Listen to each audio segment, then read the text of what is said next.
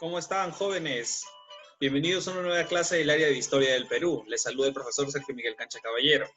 El día de hoy vamos a trabajar otro tema muy importante dentro de las culturas pre-incas, que ya veníamos hablando de los horizontes y los periodos que nos había brindado John Rowe. Antes de iniciar la clase, espero que se encuentren cada uno de ustedes muy bien en casa y cada uno de sus familiares, con la bendición y la gracia de Dios también. Bien, iniciamos nuestro tema. Recordemos que la clase pasada ya hablamos de los horizontes y los periodos en los cuales está dividida nuestra historia peruana, sobre todo la pre-inca. Y es justamente donde va a aparecer la primera gran cultura llamada matriz. ¿De quién estoy hablando? Es aquella que vimos la clase pasada. Así es, estoy hablando de la cultura chavín, descubierto por el arqueólogo peruano Julio Cetello en 1919. Dicho de paso, Julio Cetello es considerado como el padre de la arqueología. Pero el trabajo de Julio César Tello no va a quedar ahí en Chavín, en esta parte de Ancash, sino que sus estudios y su afán por descubrir parte de nuestra historia pre-inca y de nuestros antepasados va a continuar y lo va a llevar a un gran descubrimiento en el año de 1925. ¿De qué estoy hablando? Un descubrimiento que es casi importante a la par con Chavín, porque es la cultura puente. Se le va a llamar a este descubrimiento la cultura puente entre Chavín y lo que viene a ser Nazca. ¿De quién estoy hablando? Estoy hablando de los grandes cirujanos, de los grandes médicos del antiguo Perú, de la cultura Paracas. Esta cultura que va a ser descubierta en 1925 por Julio César Tello va a ser estudiada y va a dejarnos rastros hermosos y curiosos y sobre todo culturales que hasta el día de hoy perduran como atractivo turístico y sobre todo como parte de nuestro legado y nuestra historia nacional. Entonces, hoy nos vamos a enfocar justamente a estos antiguos llamados paracas, los hombres paracas, que el término paracas significa algo que justamente esa acepción es la que vamos a ver a continuación en las diapositivas que les voy a presentar. No se olviden también que cuando hablamos de Chavín, Chavín va a ser la base. De Chavín es la que van a salir todas las culturas. ¿De acuerdo? Quiero que entiendas eso. Por eso se le llama la cultura matriz. Muchos van a imitar, incluso las culturas que se van a desarrollar de aquí en adelante, van a tomar parte de Chavín lo que ya había desarrollado. Y Paracas no fue la excepción, salvo que aquí vamos a lograr algo importante, o van a lograr ellos algo importante, que es la medicina, la parte también de las deformaciones craneanas, que era muy importante. Fueron muy curiosos los médicos Paracas en esta época. Entonces, sin más perder tiempo, vamos a ver acerca de esta magnífica cultura llamada Paracas. La ubicación geográfica. Esta cultura fue descubierta, como ya lo mencioné, en el departamento de Ica, en la provincia de Pisco, en la península de Paracas, en 1925 por el arqueólogo peruano Julio César Tello.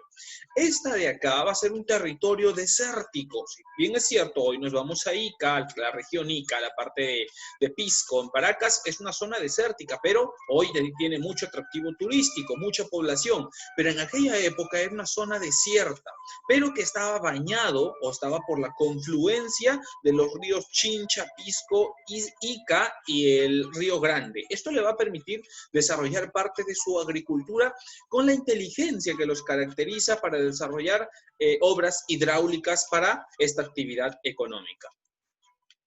Ojo, cuando hablo de la ubicación geográfica, no quiere decir que solamente se llegó a desarrollar en la región de Ica, no, sino que se extiende al norte y al sur su dominio.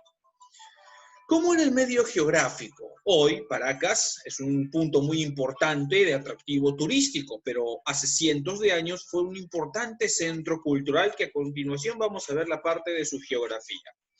El territorio era un desierto y en ese desierto obviamente no llueve casi nunca. El clima es cálido y ligeramente húmedo en invierno.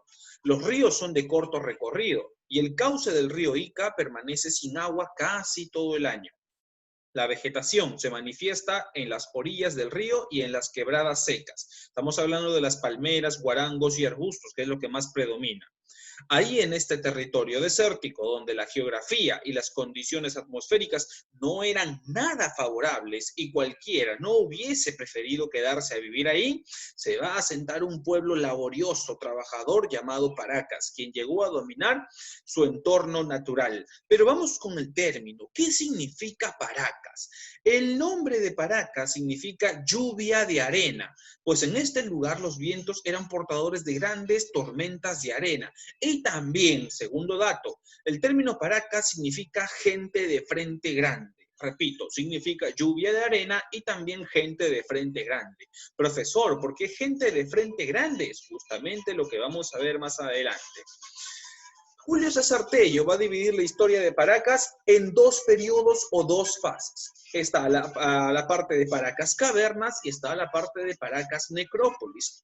La Paracas Cavernas entre los años 700 a.C. hasta los 200 a.C.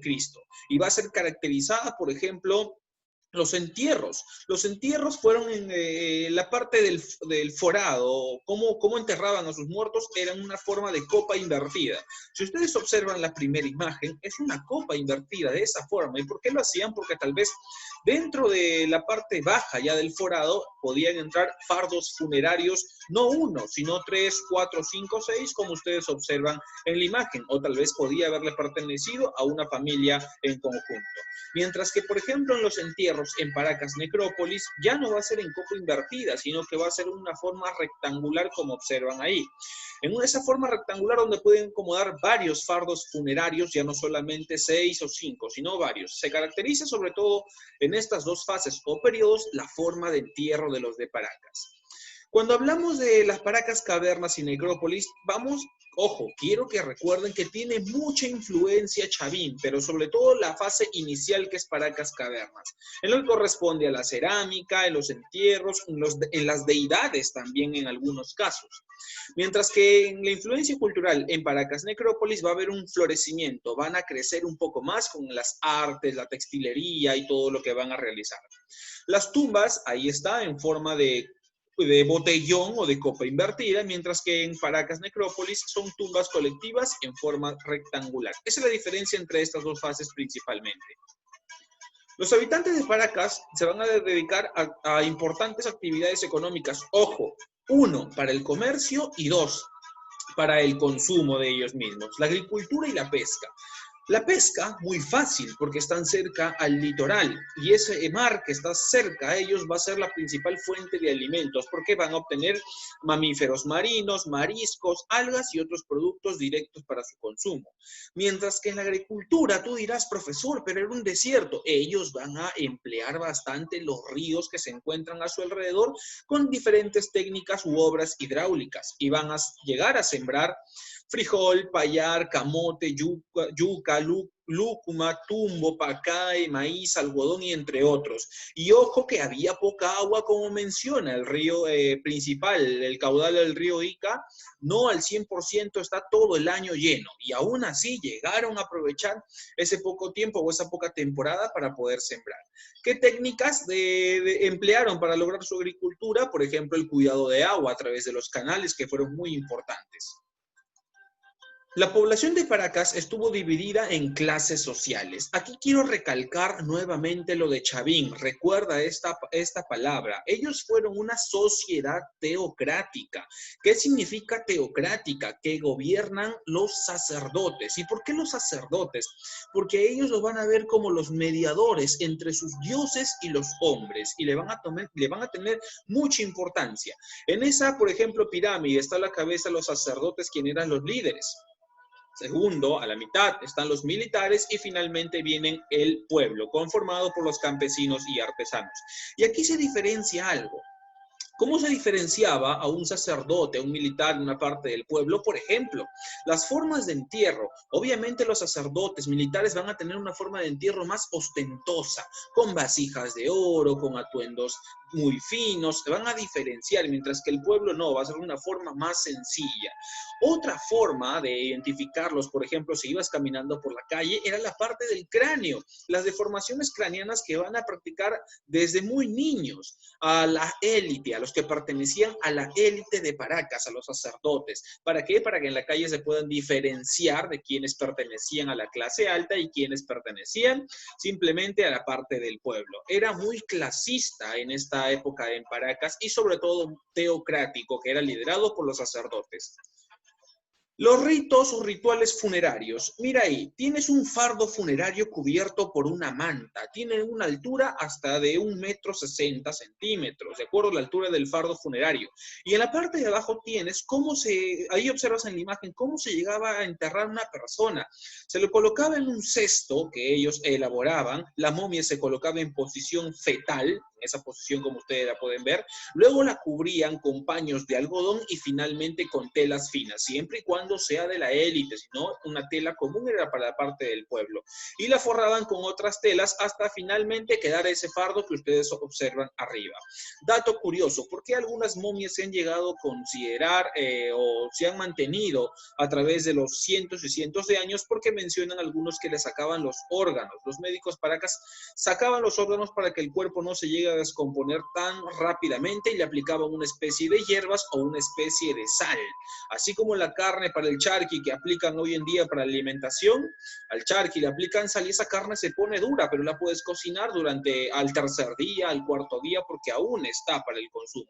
De esa forma fueron los entierros en la parte de Paracas, los rituales funerarios que ellos prácticamente elaboraban con sus difuntos. Ojo que de acuerdo a la posición y la élite, ¿no? Armas, joyas, abanicos, siempre y cuando sea de la élite, mientras que la parte del pueblo sí, algo simple, nada más. ¿Y esto por qué lo hacían? Porque tenía que la creencia de ellos que en la otra vida todavía iban a estar. Entonces, ¿qué hacían?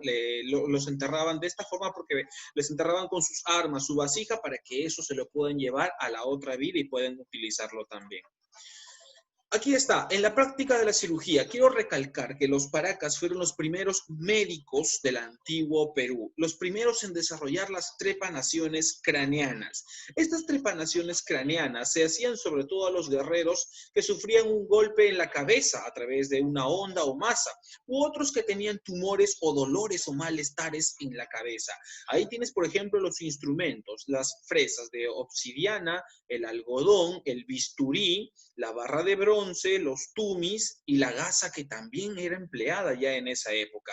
Ahora, la pregunta es, hoy en día el médico antes de hacer una cirugía o una operación, primero te coloca la anestesia para que tú simplemente no llegues a sentir mientras ellos realizan su trabajo. En esa época no había la anestesia. ¿Qué aplicaban con los pacientes de estos grandes cirujanos? Aplicaban la famosa chicha de jora hasta el punto de embriagarlo para que su organismo no sienta tanto dolor. O si no, también la famosísima hoja de coca. Esta coca que servía también para adormecer la parte del organismo y así no sentir dolor. Se le rapaba todo el cabello de la parte de la cabeza para que el cirujano pueda ver todo el cráneo y ubicar y detectar el mal y solamente hacer una incisión en esa parte. No hacía una incisión en todo el cráneo, sino en esa parte nada más. Es como que te dejaba un huequito.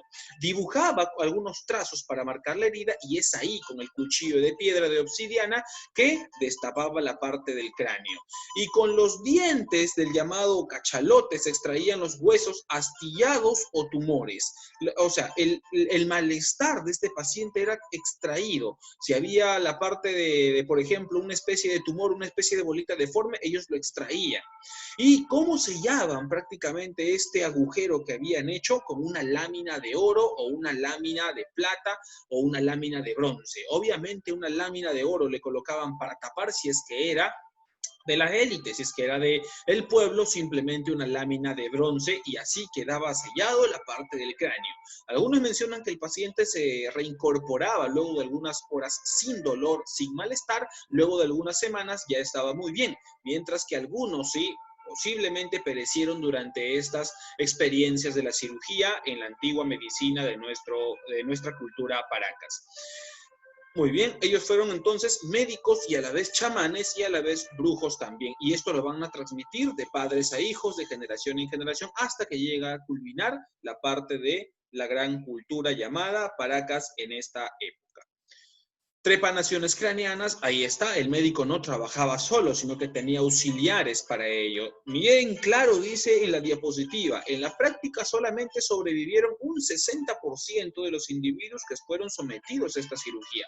El otro 40%, lamentablemente, porque ellos tampoco no sabían a ciencia cierta o al 100% de la medicina, llegaron a perecer. Hay incluso que mencionan que producto de estas trepanaciones craneanas, en algunos casos, la mala manipulación del médico para producía algún leve retraso mental por haber manipulado de una forma incorrecta la parte del cerebro. Miren ahí el cráneo de Paracas que hoy en día se encuentra en los museos, que es real, no es mentira, no es ficticio. De esa forma realizaban las trepanaciones craneanas. Así quedaba el cráneo en sí, con esas perforaciones que realizaba el médico Paracas. Bien. Ahí está el procedimiento, se extraía la masa encefálica, la parte del cerebro. Esto es en la parte que les mencionaba, ¿no? Para mantener la momia. Miren cómo esa momia se ha mantenido, la parte de la piel aún está. Se extraía la parte del cerebro porque era algo que prácticamente llegaba a acabar el cuerpo, a putrefactar el cuerpo más rápidamente, ¿no? Y los otros órganos también. Por lo tanto, esta forma de entierro en lo que corresponde a Paracas ha servido mucho para conocer de la medicina que tenían conocimiento en esa época hasta la actualidad con las momias que tenemos en los museos. Bien. Aquí están las deformaciones craneanas. Quiero que entiendas que ellos se dividían por élites. Sí, mira ese cráneo. Ese cráneo no es de un animal, no es de un chimpancé, no es de un mono ni de otro tipo de animal. Es un cráneo de un personaje de la élite o de un sacerdote Paracas.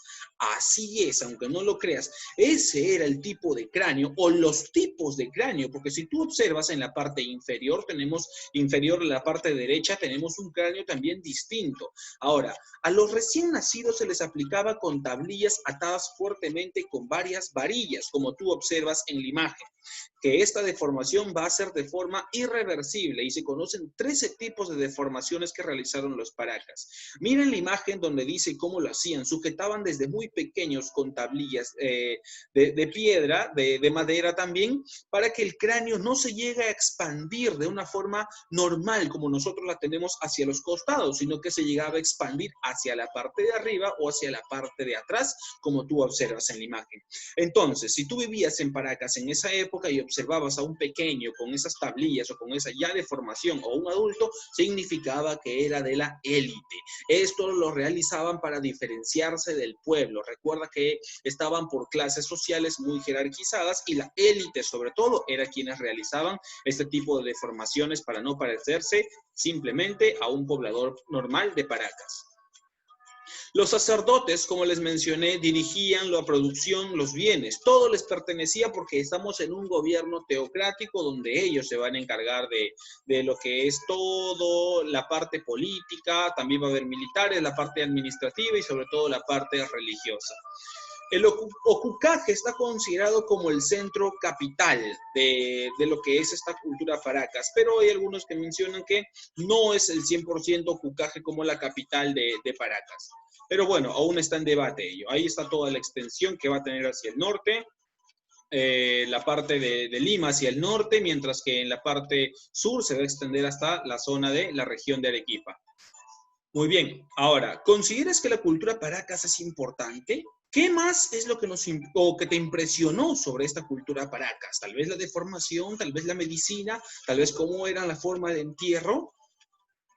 El pueblo de Paracas, de manera muy admirable, logró adaptarse y dominar las adversidades de su medio desértico. Obviamente, estaba en un desierto y aún así se asentaron ahí, se alimentaron del mar y desarrollaron aún la agricultura a pesar de ser una zona desértica, pero aprovecharon muy bien la confluencia de los ríos. En el periodo Paracas, Cavernas, existía aún la influencia de la cultura chavín. Claro que sí, chavín todavía que se había extendido y había desaparecido misteriosamente porque no hay rastros al 100% de qué forma desaparece chavín. Entonces todavía Paracas mantiene la influencia, imita muchas cosas de lo que hace chavín. Por ejemplo, en la religión, ¿te acuerdas del dios chavín, el dios de los báculos? En la parte de Paracas, en la elaboración de los textiles, que los Paracas elaboraron los textiles más finos de América, simbólica, va a estar graficado una especie de dios de los báculos, pero dios volador. Y ese dios volador tiene la imagen igualita y semejante al dios de los báculos Chavín, por ejemplo, para que veas la similitud. Paracas va a lograr un gran desarrollo en las operaciones de cirugía y las momificaciones, claro que sí, un gran avance en esta época porque nada se conocía de la medicina.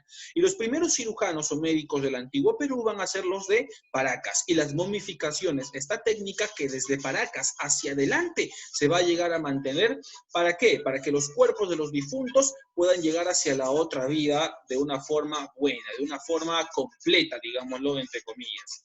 ¿Los Paracas fueron una de las culturas que dio más importancia a los rituales funerarios? Claro que sí. El hecho de ser teocrático, que esté gobernado por un sacerdote, mucho influía en la forma de los rituales funerarios o también en los entierros. Muy importante acerca de esta cultura Paracas. Y justamente para reforzar la cultura Paracas, tengo un video que quiero que observen a continuación acerca de esta gran cultura de nuestro antiguo Perú.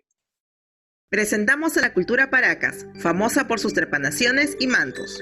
La cultura Paracas fue descubierta por el padre de la arqueología peruana, Julio César Tello, en 1925. Surgió a finales del formativo superior u horizonte temprano, entre los años 600 a.C. y 200 después de Cristo, coincidiendo con el ocaso de la cultura Chavín.